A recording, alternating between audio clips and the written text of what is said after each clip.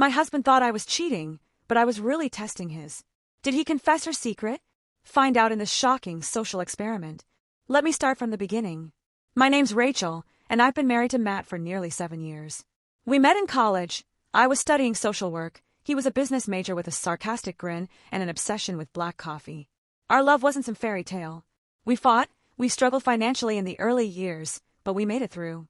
Or so I thought. Lately, something felt off. Matt started coming home late. His phone was always face down.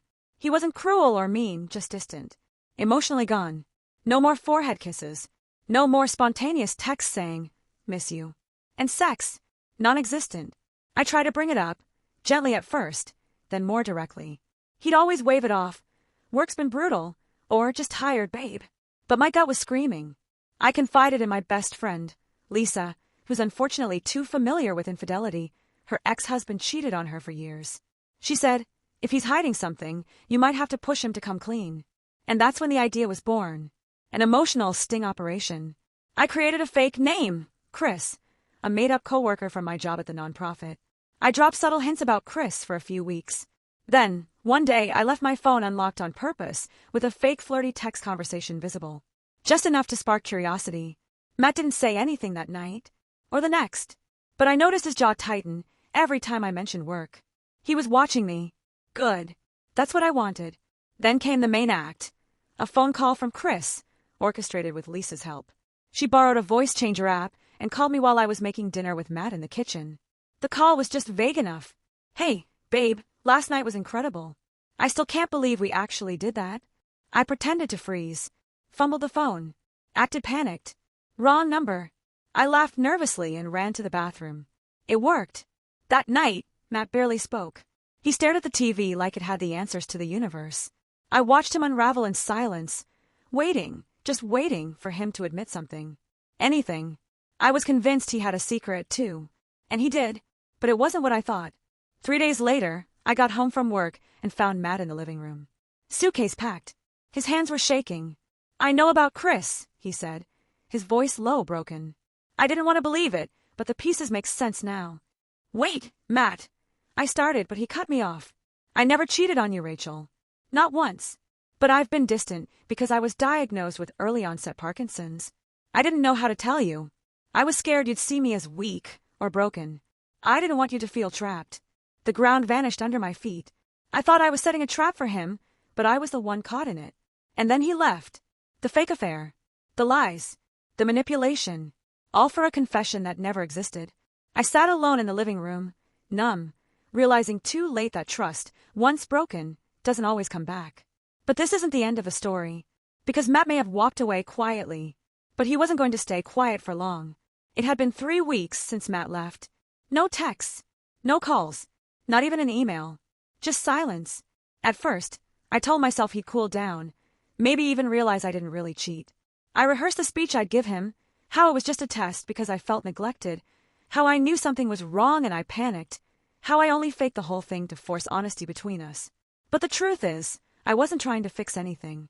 I was trying to control something I didn't understand. And now, I was living alone in a quiet house with nothing but my guilt and a few unopened mail envelopes from his attorney. Yes, attorney. A letter showed up exactly 9 days after he left. I tore it open, thinking it was a message from him. It wasn't. It was a notice. Matt had officially filed for divorce. No attempts at mediation, no counseling request. Just done. That's when it started to sink in. He wasn't coming back. Lisa was furious. You made a mistake, Ratch, but this? He should at least give you the chance to talk. She didn't get it. Matt wasn't the revenge white type. He wasn't dramatic or loud. He didn't yell. He disappeared, and that was his power.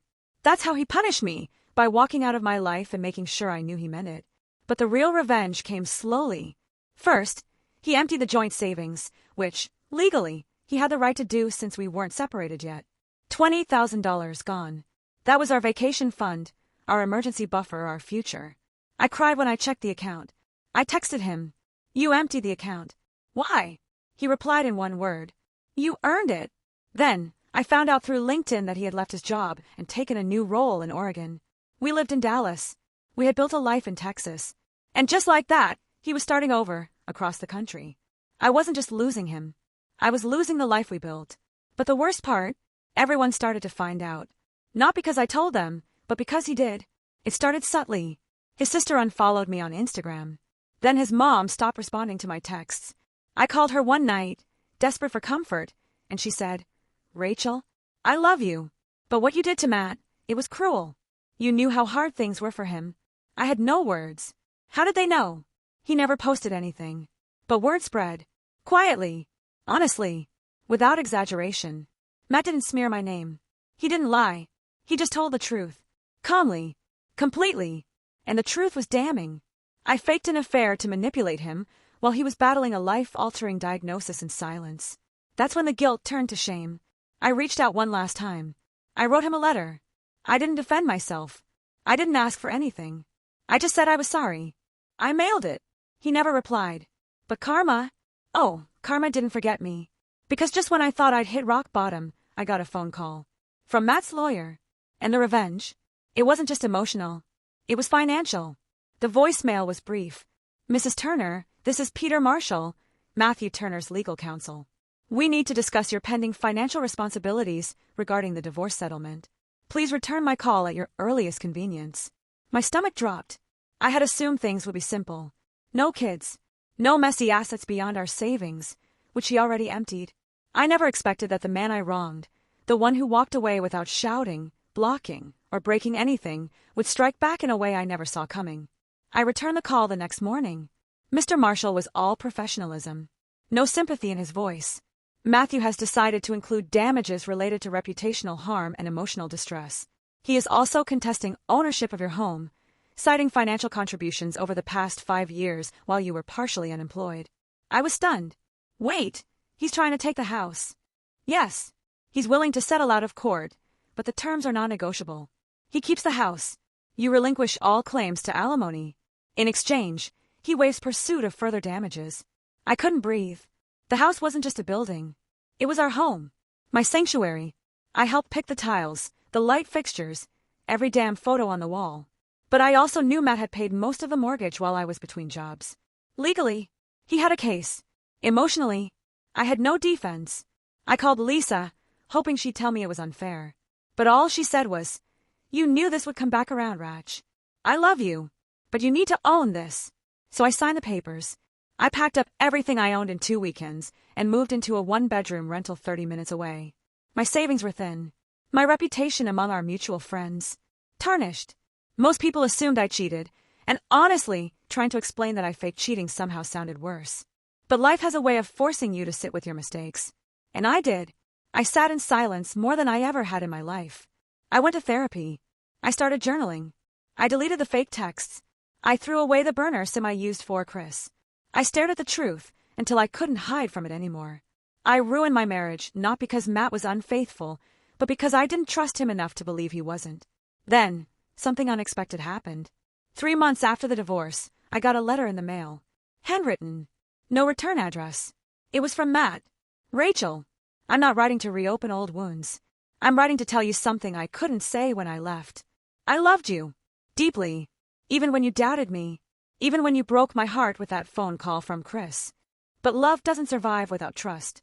And when you decided to test me instead of talk to me, it told me everything I needed to know. I don't hate you. I actually hope you find peace. I hope one day you realize that trust isn't something you demand. It's something you build. Together. Be well. Matt." I cried reading it.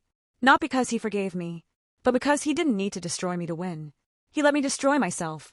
That was his revenge. Calm, devastating, and deserved. I thought I was the clever one. The one in control. But in the end, Matt's silence, his departure, and his grace were louder than any fight we could have had. And that's the thing about karma. Sometimes it doesn't scream. It just watches as you burn down your own house with the match you lit yourself. I appreciate you watching till the end. Hit that subscribe button and stay tuned for more content.